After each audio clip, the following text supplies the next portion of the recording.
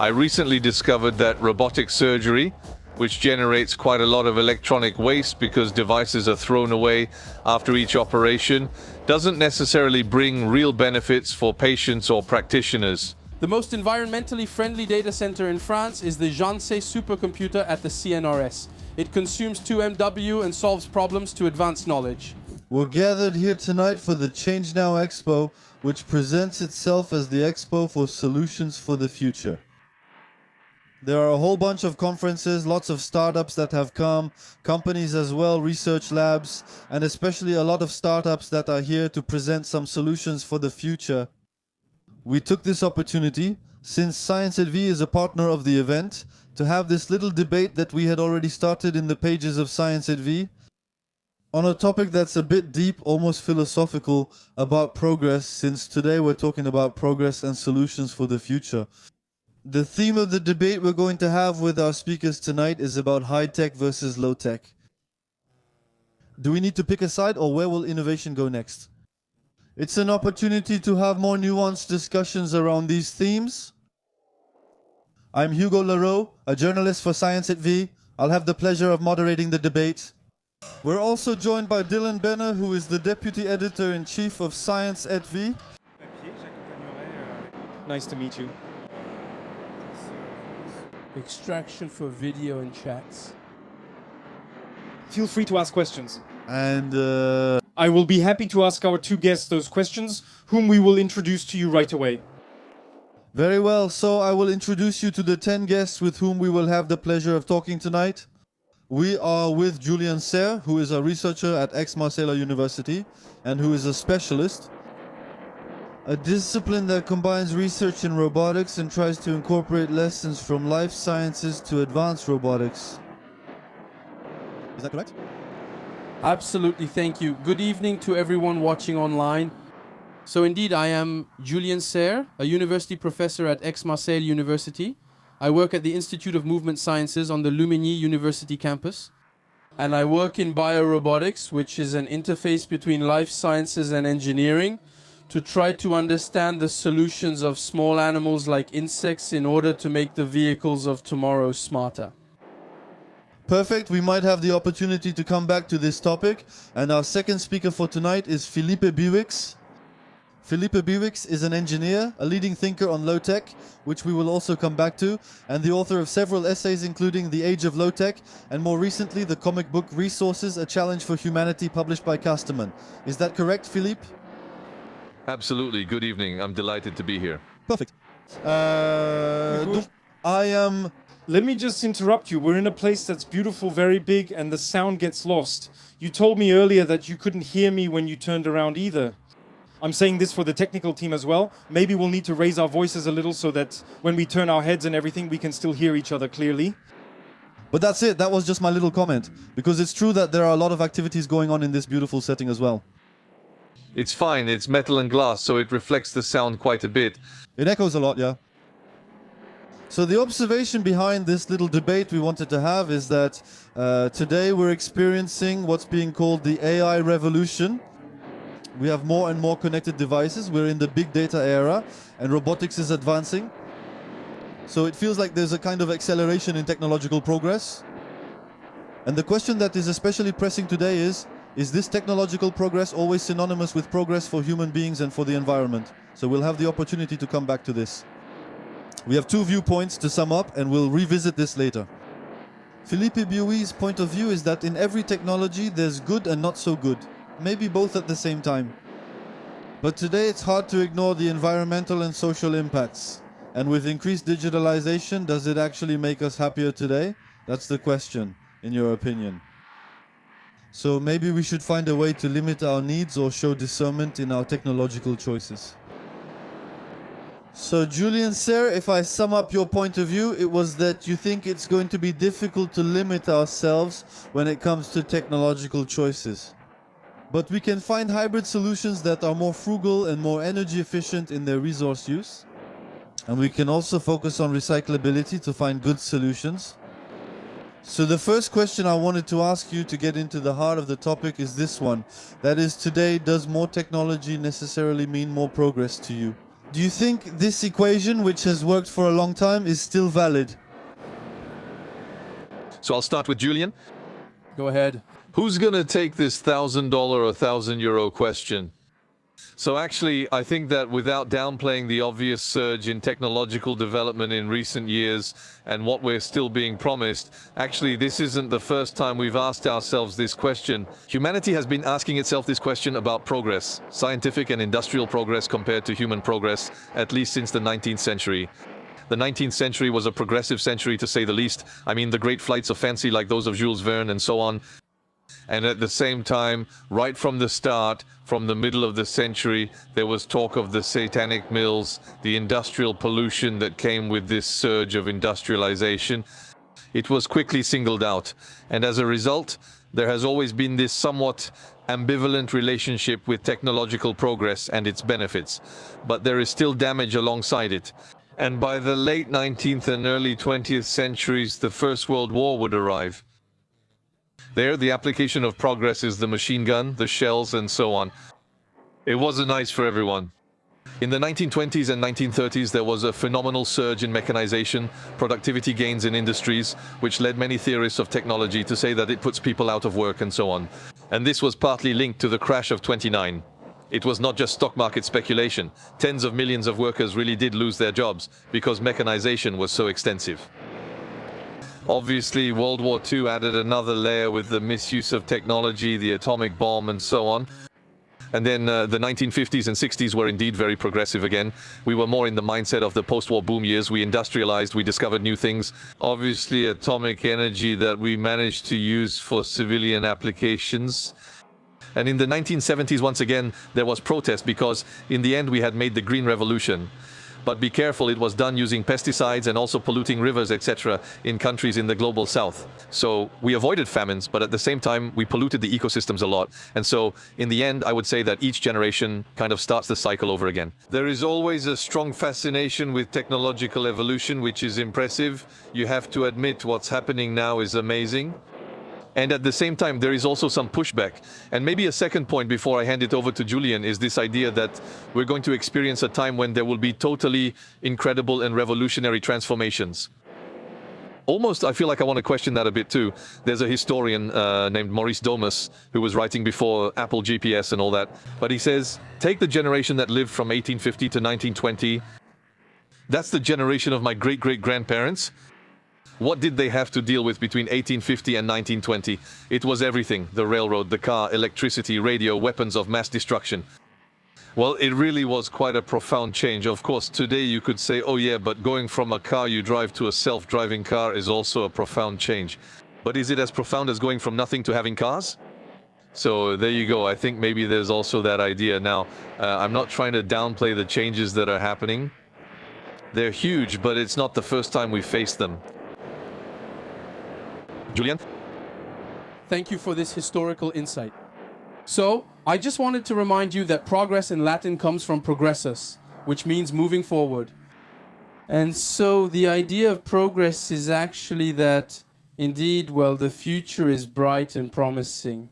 And tomorrow will be better because there will be more knowledge, more abundance, and more freedom. So, I think that in the 21st century, we are still operating within a mindset of abundance. For me, the current increase in oil prices is nothing to worry about. We're not experiencing anything like the oil shock of the 1970s, relatively speaking. So it's still accessible. And it's true that the idea of humanity actually controlling nature. And unfortunately, what we are projecting and observing is that we are losing control because we are changing the composition of the atmosphere. And in the minds of people, the public, everyone, we are not being shown a bright future. Because the atmosphere is becoming charged with energy and generating disasters, the effects of which we see in the news. That's it. So, well, I make a distinction between the production of scientific knowledge. Problem-solving rates are higher than ever. But since we keep creating new issues, we spend our time solving those instead. And so, in the end, the rate of solving scientific mysteries has never been higher. And in fact, there have never been as many researchers and scientists as there are in the 21st century compared to the past. So that's increasing. And there are intellectuals in every country all around the world. There you go. So what I'd really like is for this hopeful outlook to push back against that idea. In fact, to put more emphasis on the people who do science rather than on those who have a technological vision of the future and are more interested in turning it into a business. That's it. Exactly. When we talk about solutions for the future, that's the main theme here at this event. There are a lot of startups here presenting solutions in various fields: mobility, energy, the sea and water, and many others. As you walk around the event, have you noticed any trends? And among these trends, are there some that seem to be going in the right direction and others that seem more like gadgets, or on the contrary are actually going in the wrong direction? What comes to mind when I ask you that? Yes, so I saw a few startups working on robotics for observing natural environments. Because if we want to understand the state of the planet, actually, we need to be able to observe it, whether it's on land or in forests. So I did see that there were indeed some robots outfitted with sensors for observation. For me, that's actually positive. So I'm a little bit disappointed not to see these major manufacturers. We're dealing with startups. So I didn't see Elon Musk. If someone asked me today what innovation actually for me doesn't actually give humanity hope. So for example, we think about the Starlink constellation. Why? Quite simply because he invented the disposable satellite. And so these low altitude orbits will soon be crowded. There will be a number of satellites that will fall. So, in fact, we exhaust ourselves launching satellites, extracting minerals to build them, only for them to eventually fall into the atmosphere, disintegrate, and we've lost them. And I want to remind you that the first Starlink satellite fell on December 17th of last year, and I think it's the first of many to come. So, there you go. Yes, well, I didn't have much time to walk around the halls of the show, but I'll give a little shout out. I saw that there was a Regenbox booth. Regenbox is actually a kind of low-tech, you could say, but with a bit of high-tech in it, because there's a small electronic circuit to manage everything, which is able to recharge non-rechargeable batteries.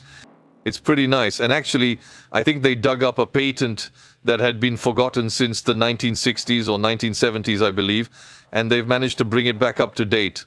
And so I think not necessarily we're living more and more in a world of small lithium batteries. So recharging disposable batteries, we'll have to see. But still, you should know that there are billions, tens of billions of batteries used every year, especially still in the global south. There is real potential. It could be interesting. And otherwise, a general comment. What we're seeing emerge, I would say, if I notice a trend, is a kind of logic. Actually, I see at least two. One is about the issue of materials. I think there's a huge opportunity when it comes to replacing materials that have been incredibly efficient so far, but are extremely polluting during their production, use, or at the end of their life. And you know that we have an issue, not just climate, but now we have a problem with widespread pollution, with organofluorines, for example, PFAS to name them, pesticide residues that are everywhere, microplastics, and so on. So the shift towards materials that are more bio-based or geo-sourced, in construction, for example, using raw, unfired materials, will emit less CO2 and consume less energy during manufacturing. We can see that happening. There are some interesting things. I've seen alternative papers, things like that. Paper is unfortunately a great product, but it's also very polluting and consumes a lot of resources with additives and so on. Another trend is the rise of restorative technology. That is to say, we're going to, well, not here because I don't think we're in the temple of American-style techno-solutionism, but it can go as far as the question of geoengineering ultimately and say, actually, oh yes, it's true that we have polluted quite a lot. Oh yes, we have crossed some planetary boundaries. No worries, we have a solution for everything. We've created new problems, but we have enough researchers to tackle them and many startups ready to scale. And so this idea that we could actually clean the oceans, that we could capture CO2 from the atmosphere and not just at the source, which would already be a fairly standard approach and already represents technical challenges at the smokestacks of cement plants and blast furnaces and so on. But really the question is, how can we achieve negative emissions for what we've already emitted, not just reduce emissions since we've already gone too far? It's this logic, I think, of overshoot. We've already gone too far, so now we need new techniques. And that still, we're seeing more and more, I think, articles, announcements, investments around these issues. We just started talking about low tech. Can we go back a bit briefly to the definition of low tech, maybe with you, Felipe, and think a little from there? Is low tech actually something that can be generalized? Or in which field would it make sense to use them? And then Julian, maybe you can follow up afterwards. Yes, well, I shouldn't go off on a long tangent because the definition of low-tech is really problematic, since in every case it comes down to how you define it, but in a few words. Actually, I came to low-tech because it was the title of a book that was a bit provocative. Actually, it's about saying, be careful, the more we make high-tech objects, meaning miniaturized, highly integrated electronics, the further we get from recycling, because indeed with smaller things, it's harder to recycle. There was an idea to be cautious and consider making things more low-tech. I like to talk about the approach. I used a 2G phone for a long time while everyone else had smartphones. Now that 2G is being phased out, I had to upgrade. People called me Philippe BOE, the low-tech phone guy. Low-tech phone, obviously, compared to a smartphone, but 10 years earlier, it was the height of modernity. It was cutting-edge, high-tech, that phone.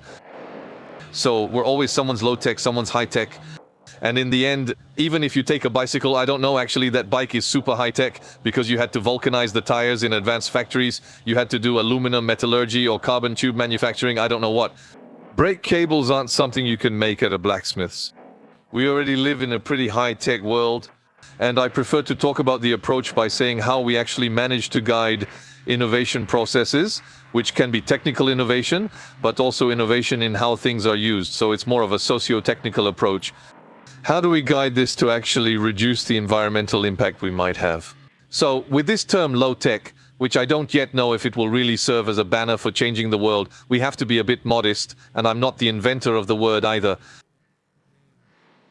But I do think that there are sectors that are more appealing or more likely to catch on than others. Because, well, taking a low-tech airplane, I'm not sure people will want to do that, or going to get treated in a low-tech hospital, I'm not sure they'll want that either. On the other hand, there could be areas of mobility, like small, simpler cars that aren't loaded with lots of little motors, sensors, and gadgets. So we see things like that, intermediate vehicles, innovations in all kinds of bikes, including electric bikes. The field of housing, having somewhat bioclimatic approaches, meaning I can use natural ventilation, I can have an approach to thermal comfort that's much less dependent on various devices, and so on. I don't have to have something packed with electronics in every room like the smart buildings people used to talk about. So there are indeed some areas that are probably more acceptable than others. Ultimately, if you look closely, it's more about using a low-tech approach than just asking if you're low-tech or not. Even in advanced fields like medicine, you can imagine a low-tech approach because it's a mindset, for example, to focus more on prevention.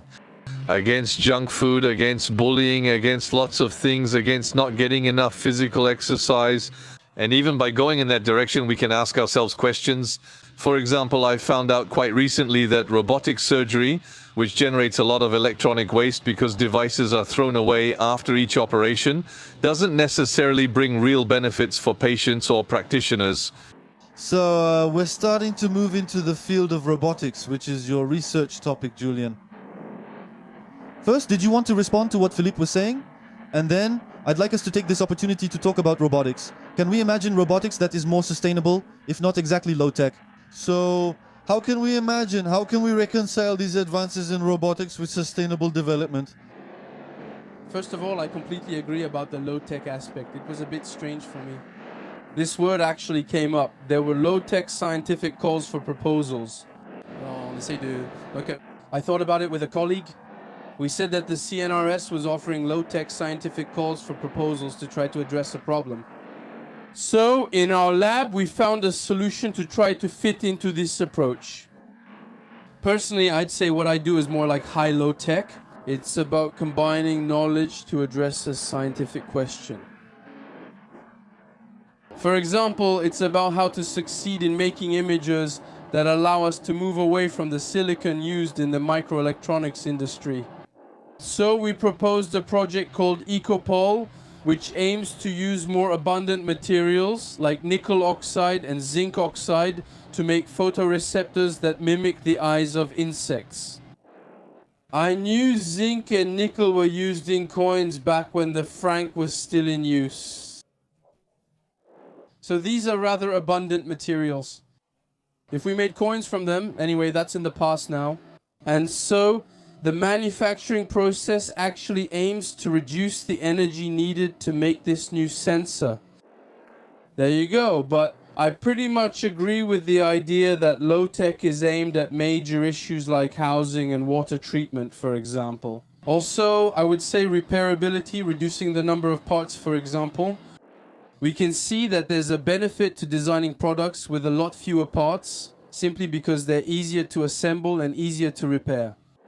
So, and regarding robotics, of course, you have to choose your materials. So there you have it, that's all of us. For example, in the laboratory, we develop techniques around origami, around bistable mechanisms. This actually allows us to have geometric configurations by folding sheets and to create different shapes to make robots. We also talked about bio-inspired approaches, which can also help to make things simpler or, in any case, more sustainable. And we were specifically talking about the algorithms you developed in the lab. Can we quickly say a few words about more frugal algorithms, since they're bio-inspired? So yes, in my research team called Bio-Inspired Systems, we draw inspiration from the vision of insects, which have very low resolution vision. It's totally counterintuitive for experts. No one would use an image sensor with 1000 pixels or 20 by 30, 600 pixels to address a navigation problem in space. Where, in fact, we would usually cover the vehicle with high-resolution cameras all around. So we process 800 pixel images with bio-inspired neural networks. So it's very frugal in terms of software. So that means we also don't need to store image data sets. We don't need to have a digital twin, and we don't need to be in the cloud.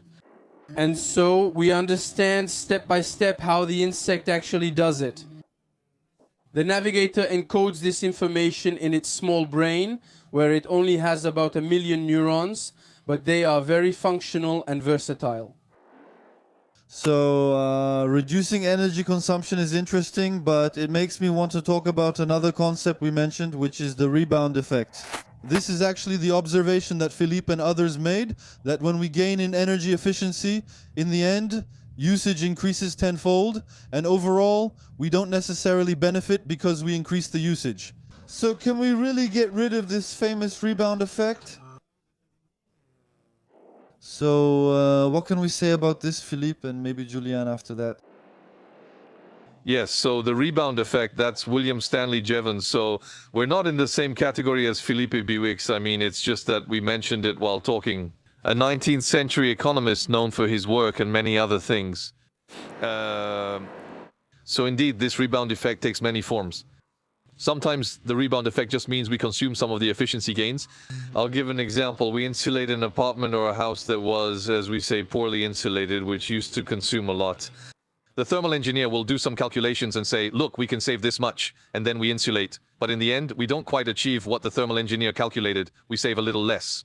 Because the first thing is that people will start by changing the set temperature a bit. They used to be cold, but then they'll say, I'm not cold anymore. So instead of heating to 17 degrees Celsius, they might heat to 21 degrees Celsius or 20 degrees Celsius, and they'll feel less cold. They've used some of the theoretical savings. That, you could say, is an example of a rebound effect that's not too bad. Then there's the rebound effect where the coefficient is greater than 1.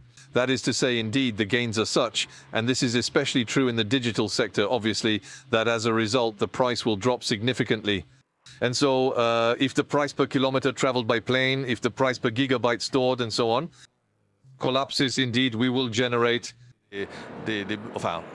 Yes, we will generate additional needs. In any case, we won't need to restrict ourselves too much if the cost of storing a gigabyte isn't significant. Not cleaning up your files, I'm exaggerating a bit, or saying that each photo will take up so many megabytes. So that's really the main rebound effect, but we can even go a bit further. There are people who talk about an intersectoral rebound effect, I would say. That is to say, once again, I insulate my house. So that's great because I've managed to insulate my house, and then I'll use less energy, so I'll spend less money. So I have more money to maybe go further on vacation, do something else in another sector. So we could say, in the end, from the point of view of the big economic machine, making a saving on one side might actually generate, on the contrary, I mean, environmental savings might actually generate spending on the other side. So how do we fight against that? It's extremely difficult, as that's been humanity's story for at least 2 centuries. Since we entered precisely this first phase of industrialization, companies, and in a way, researchers, technicians, engineers, and workers who work there, everyone has an interest in consuming less energy and resources. There's no problem with that. It's good for competitiveness to use less energy and resources to produce goods or provide services. Because if you use less energy, it will cost you less, and you'll be able to market your product. So this path is quite common, and I would say it's one of the drivers of innovation. It's not the only one. There are others. It could be war. It could be many things. But in any case, it's one of them. And for now, indeed, we have to admit that we haven't managed to capture, from an environmental point of view, the phenomenal gains in design, research, and discovery in this field. Because we're experiencing an incredible rebound effect, and digital technology is certainly the one where today the rebound effect is the craziest, since in a way it's Moore's law. So what do? That's why I like to talk about socio-technical solutions, to say that we can't solve the problems we're facing with just technical solutions. It's necessarily about technology and also about support, usage, and behaviors. In other words, innovation that could be cultural, economic, or political. When I say cultural, I mean what makes a good life, what makes us happy. Is it about consuming like Elon Musk? Or maybe a bit less, because I can't afford it, but I'll still treat myself to a little treat for Christmas. I can't afford the space race, but I'll go buy myself the new smartphone. Or maybe economic innovation, which means giving a price signal. Today, resources are worth nothing or almost nothing. When helium is scarce, we notice it's not coming through the Strait of Hormuz now, since Qatar is the producer. Naturally, for MRI manufacturers, silicon chip manufacturers, and 3 other uses of helium, it's a bit of a problem, but overall it's worth nothing. A smartphone contains only €2 worth of raw materials, which isn't enough to make people want to keep it. We need to seek out those innovations, and I think there are still some questions we should ask ourselves. Why is it, for example, that in the digital world, no matter how much we consume, we pay the same amount? It's unlimited because now I have Wi-Fi, 5G, and tomorrow 6G. Do we have the same thing with electricity? Can you imagine that no matter how much electricity you use at home, you would pay the same flat rate to EDF? And the same thing for water, saying no matter the size of the pool, or if I don't have one, or I can just let it run all day, it doesn't matter to me. No, we pay based on usage. In digital services, we pay a flat rate instead. Well, that actually encourages consumption, I would even say almost excess, at least consuming without any limits. Julian, what does that make you think? Well, Indeed, I have taught in industrial programs, and it's true that we teach. I taught for 5 years in a BTS electrotechnics program. I also taught in high school for 3 years. I taught efficiency, energy efficiency. That's it. So it's true that it's very, very focused on that. And there are very, very few classes on energy conservation. That's it. I think we need to learn how to consume energy. And as you mentioned, because I was saying, there you go. We could set energy consumption goals by observing the consumer. But I say, if afterwards we give him a bonus, reward him because he actually achieved his goal of reducing consumption, he might use it to do something else. So that's why I think this approach doesn't work, and that's why I think we need to spend much more time educating about energy conservation. So I'm going to give you an example of a system with very poor energy efficiency. So myself, the human being, when it comes to locomotion, at best has only about 6% energy efficiency. Just to give you an idea. If extraterrestrials evaluated us, they'd ask, what is this? This machine has poor energy efficiency. It would be better to use a car, which maybe performs at 50% energy efficiency. And that's what got me thinking, studying animal behavior, and what makes us humans and other animals so efficient is that we are very versatile in our movement. We can climb trees, we can swim, we can jump, we can do a lot of things with our bodies. We have a versatility that, for example, a robot doesn't have today. So that's why there's a lot of research to give this versatility. And maybe if the robot is more versatile, then it will actually become obsolete less quickly. That's it. Here's a first comment from our YouTube page. Thank you very much, and don't hesitate to ask questions if you have any. I have a comment here from Thomas. Hello, this is a very interesting debate. Thank you, that's nice. I'm asking myself a question. Can we really create a world where the energy available to each person is limited, for example, by dividing it by sector? It's a bit of a provocative question, I get that, but it's true. I'll start because then you can follow up. So it's true that we have these kinds of conversations, of course, in our research labs. It's true that I've been following the nuclear fusion program at ITER, which is in Provence, for years. And it's a great hope for abundance.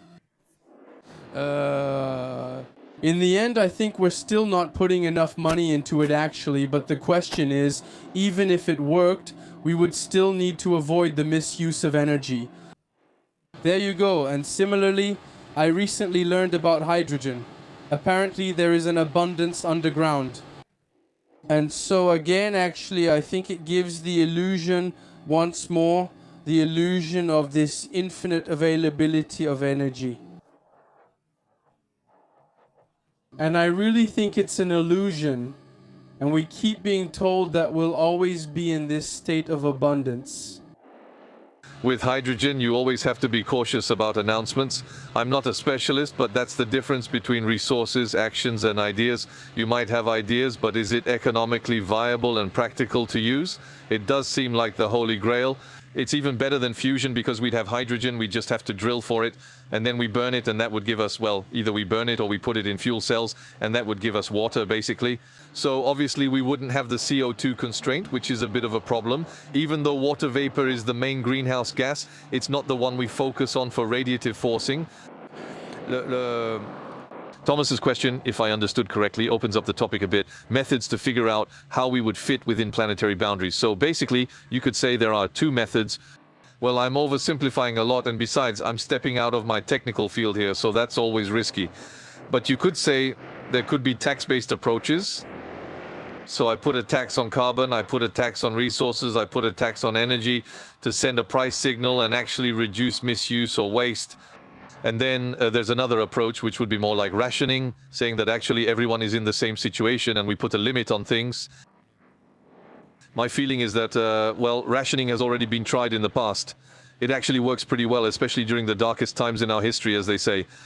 Because basically it was more or less tested during World War II, especially in England, and to a lesser extent, maybe a bit in the United States as well, where you had to take apart those bumpers, cars, to bring them in to recover the aluminum to make equipment for the army.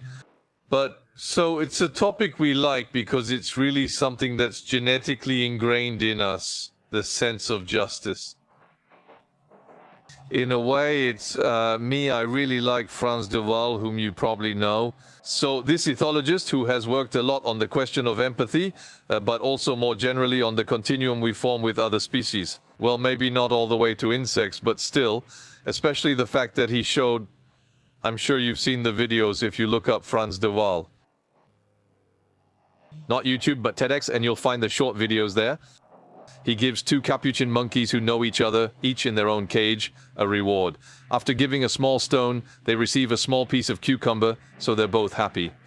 And then, actually, in the experiment, one gets cucumber and the other gets banana. And then it goes very, very badly, because they much prefer banana over cucumber, so they don't get the same reward for the same action. And you see the capuchin monkey, so they're not even great apes, they're really the next level down. You could say, well, I know we shouldn't, since Darwin make a connection. A little bit more distant in any case. And who throws the banana at the experimenter's head and shakes its cage saying, "Are you trying to cheat me?" So this notion of justice is really, I think, profound. And in my opinion, there is no transition without a logic of justice. And rationing is this idea of justice, of saying we're all treated equally. The question is about implementation. It's how we avoid the black market, like during World War II, and then how we manage to count everything, to keep track of everything. I'm not sure I'm fantasizing about it either. The thing where we're being monitored everywhere, and with each of our actions, there's some kind of counter that goes up and we're rationed. Comment on fait tout ça? Imaginez que, for example, in energy consumption, a lot of it today is related to housing, so it depends on where we live, if there are several of us. What, did you want to add something? Maybe about another tension that's happening right now. For example, when we talk about AI developments, we could limit ourselves even if everyone I would like to exercise some discernment and say we accept this use of AI, but we don't accept that use of AI. There was also this issue of sovereignty that we talked about in our discussions.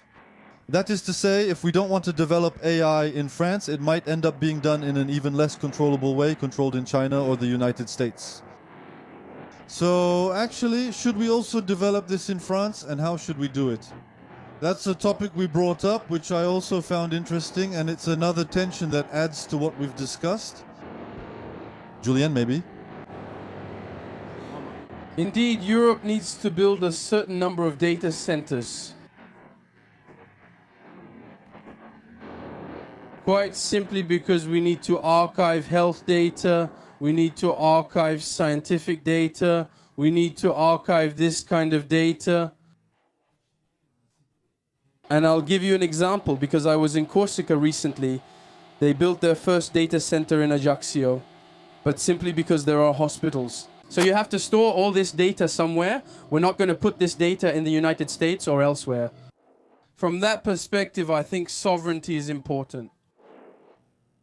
Also, apparently there are data purges. I haven't been able to investigate the matter. But health data, we could imagine that this scientific data could also be purged in the United States. So there is actually a need to archive and copy this data in Europe as well to safeguard it.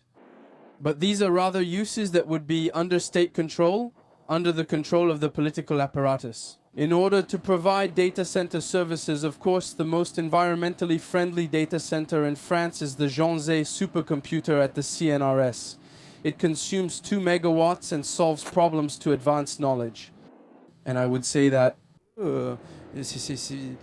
I had seen its energy performance. It's recycled, it's redistributed as heat for heating. The calculations are distributed. Each time there are extensions that are made, the infrastructure has been built intelligently.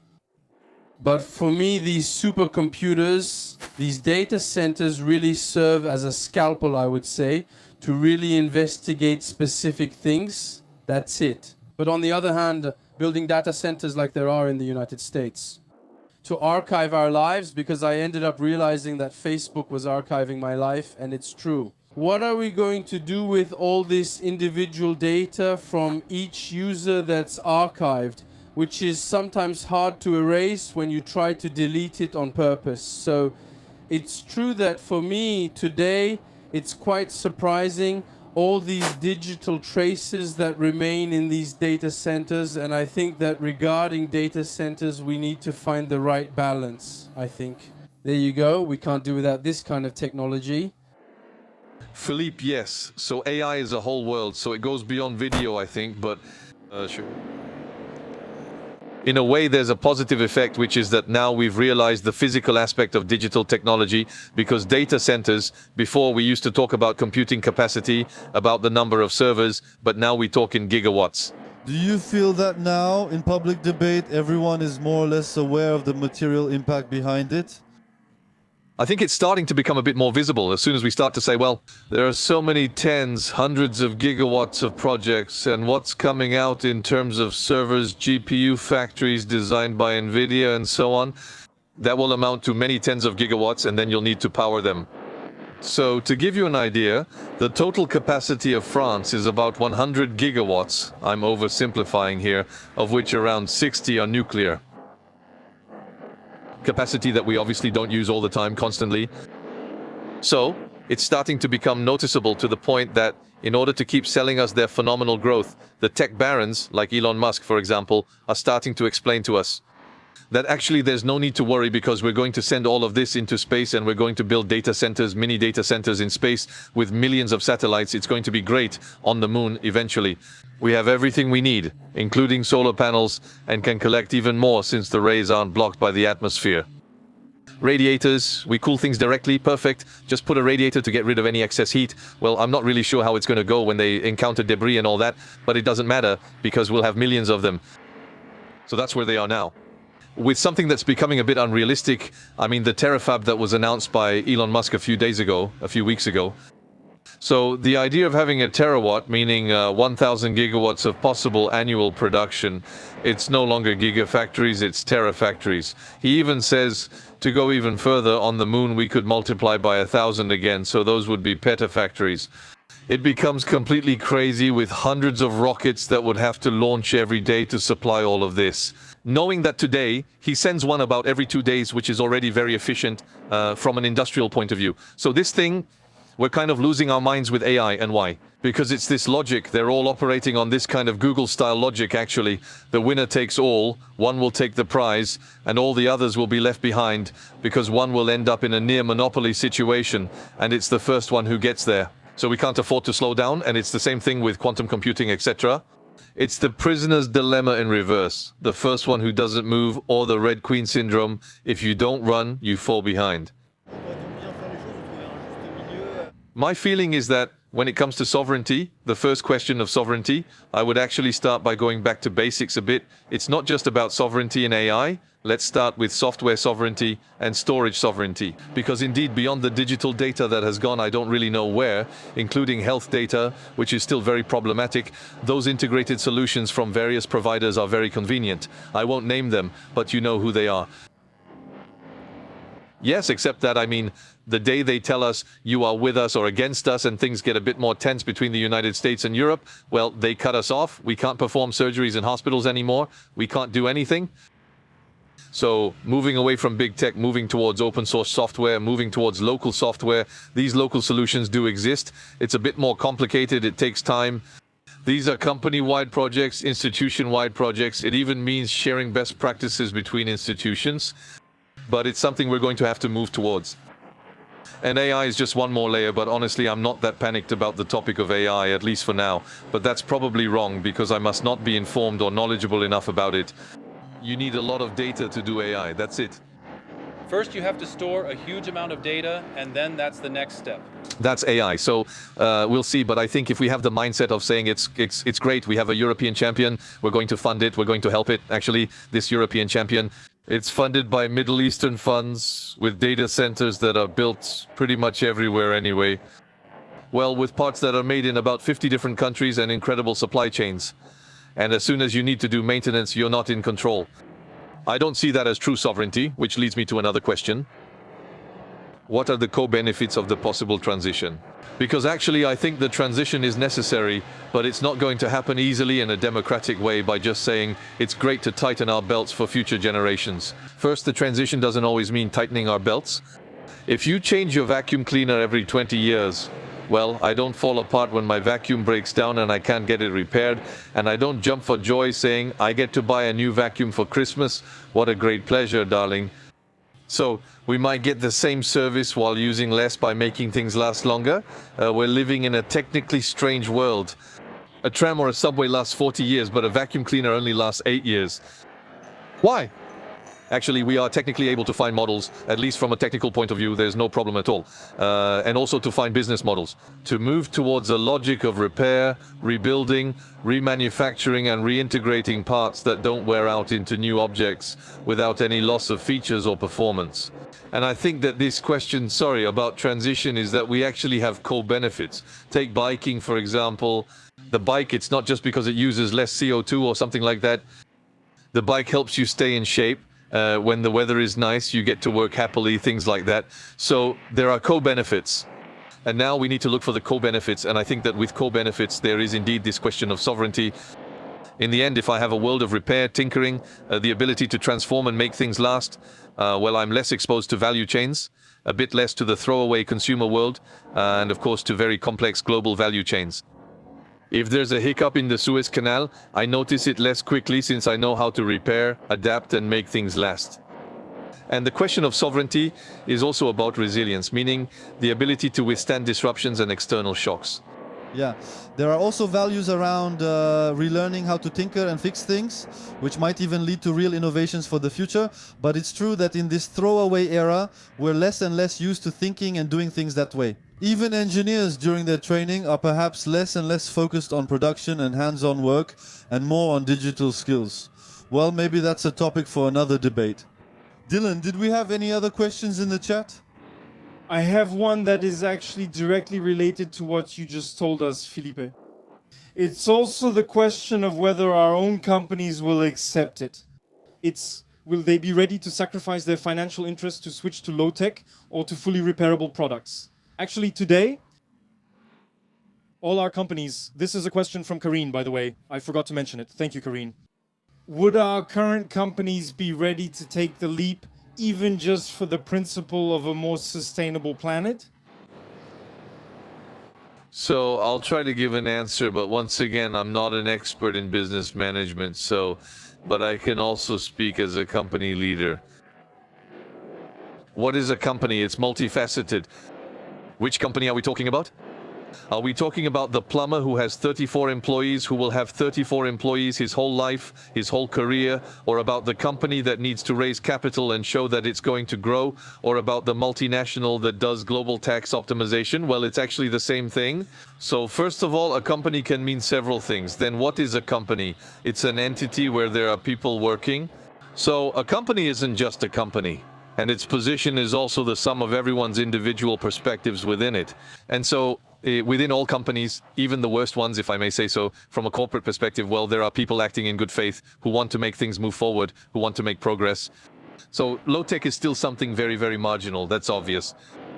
But what's important is to realize that a company is basically just an organizational entity that optimizes under constraints.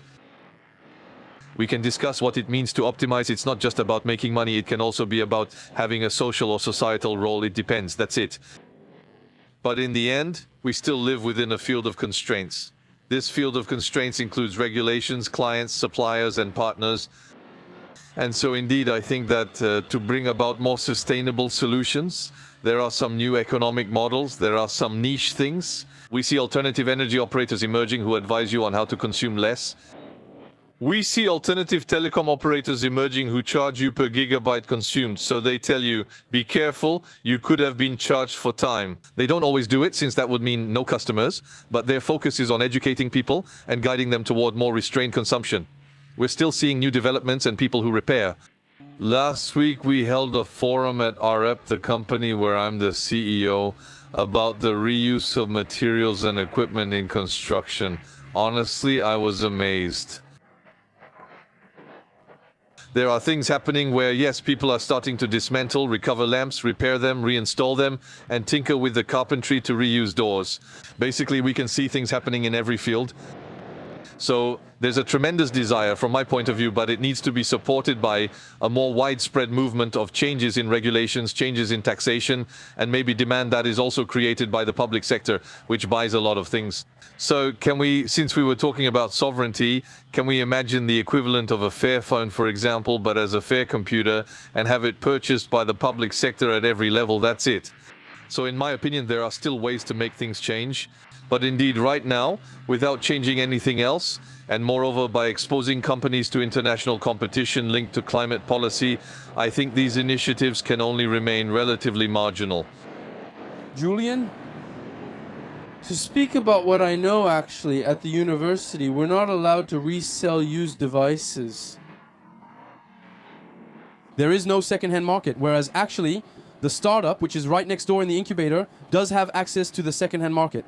We can't recover any value from it, so there are systems put in place like internal exchange programs. I myself went to get some second-hand furniture. So we do bartering like that. It's quite big with this market at the university, so we organize ourselves internally like that. But it's true that I find it strange as a civil servant that we can't have access like that. That there isn't a kind of eBay for second-hand public sector items. It could be either bartering or reselling. I don't understand why it doesn't exist, actually. Like you mentioned, but we talk a lot about the repairability of clothes, so it's true that I try to have my clothes repaired.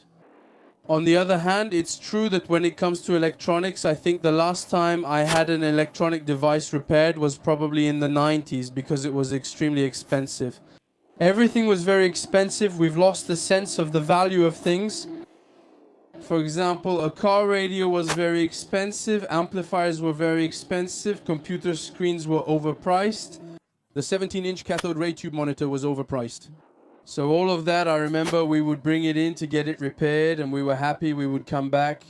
So with that, I just want to emphasize the issue of taxes. So they're looking for money, but I think it's just about taxation. Actually, repair, reuse, secondhand, all of that. Actually, it contributes to what we call cognitive dissonance, meaning that we've got things completely backwards. No, on the contrary. If we really want to extract fewer raw materials, we need to allow this kind of initiative. And they need to be encouraged through tax incentives, because apparently on second-hand sales sites, it's taxed at 20%. There's actually no difference. So it's a double penalty multiple times. That's it. And it's the same for warranties. I mean, for me, it's the political system that decides whether the warranty periods... Well, it's true that I don't change cars often. My car is 14 years old. Today, when I see an electric vehicle, I just think it might have an 8-year guarantee. So in our labs, now we're encouraged, it's not mandatory, but we're encouraged to get warranties on computer equipment for at least 5 years. Personally, I think that if I buy a household appliance, a 1 or 2 year warranty seems extremely short to me. What courage, actually, if I had a manufacturer who told me, I'll guarantee my vacuum cleaner for 10 years, but he would have the courage to sell quality. So in that case too, I think that's impressive. Absurd. There is definitely room for action to limit this waste production. We're slowly coming to the end of this live session, and maybe to wrap up this discussion, we were just talking about the repairability and durability of products, which should be encouraged in one way or another. Can we each share something before we finish? Maybe a trend or an idea you see today that you'd like to remind yourself of in 20 years? We really put a lot of effort into this, and we need to keep putting a lot of effort into it. And maybe a positive note for the future, something we should really focus on. It's tough to start on a positive note after all we've discussed. We need it. First, I'll start with the question of reasons to hope, because there is one, once again, which is that there is considerable room for maneuver. The waste is just phenomenal. What we extract in an extremely polluting way, what we process, what we purify, what we use in objects just to throw them away. 2 months later, when we've lost one of the earbuds, and then 40 years later, it's just crazy. And so we could really reduce waste in a very significant way. And so before really cutting into what I would call our comfort level, there's something to be done. For example, when it comes to food in Europe, 1/3 of food is thrown away, 1/3. We could even afford to reduce yields to accept some losses. Obviously, the people who produce should still be fairly compensated, and there should be insurance and pooling solutions. But in the end, we could almost afford that, even before starting to say, I'll eat a little less meat. There are really a lot of things, so there's a lot of room to maneuver. The second thing is that I think there is still an awareness and co-benefits. We need to look for those co-benefits. Today, we know we're no longer in that naive world of 1990. With the end of history, Francis Fukuyama, the West has won. There's a grand narrative and everyone is going to fall in line. Well, no, it doesn't quite work like that. It's a bit more complicated than that. We thought we were going to have companies without factories, and then we just have tourism, financial services, and I don't know what else. No, it doesn't work when all you have is the French Cancan and Mont Saint-Michel. And on the other side, they have 5-nanometer lithography. No, you need something to trade, so you must ask yourself some questions. And I think there are still some pretty clear early warning signs. We started with COVID and the issue of medical devices, so let's imagine going from everything disposable in hospitals back to reusable medical devices that can be re-sterilized and so on, whose environmental impact is obviously very positive. Well, that's one way to get out of those constraints. The package on reuse. And it's true that there's really something to be done when it comes to the benefits. And to emphasize, to highlight more the co-benefits of all these. So if I had to dream of something for 20 years, I dream of a hospital that has gone back to reusable medical devices. That's the challenge for me for the next 20 years. Similarly, who inspires you, or who would you find? Listen, well, I know we've talked about it a little bit. You've already talked about this topic on the internet, about the failure of digital technology in schools. So, indeed, I noticed that it's fine. I don't find my students very strong. I teach them a lot of things about digital technology. And it's true that the requirement to have digital skills isn't strict enough. In school and university, it should be simple. You either meet the standard or you don't. If not, you repeat until you do, so you don't advance without the required level. So actually, that's the first point, but the hope really is to teach repairability. What I see at work is that we repair a lot of things. With our 3D printers, which use bio-based materials, we can do a lot of things, and honestly, I'm quite surprised. For example, doing 3D printing in middle school using these digital models. And indeed, we could have educational projects where students would come in with broken items, and the goal of the project is to repair it, or maybe bring someone in, if there are some technical skills in electronics. We go back to making tinkering and repairing. Which we might need to encourage. In cities, there are often tinkering clubs, so we could invite them in. We teach a subject in middle school. Exactly. Because something like a fab lab in education is actually a very good thing. It's true that I've seen a lot from what I can tell. If we teach, of course, about renewable energies, but in the end, it doesn't have a direct impact. It goes through your energy provider. It's not concrete. In fact, the impact, it's not the reward. The reward isn't immediate. A middle school student isn't going to make their parents change energy providers, but they will feel proud. And then it will take root in the family. And maybe we'll better understand the repairability index of products and so on.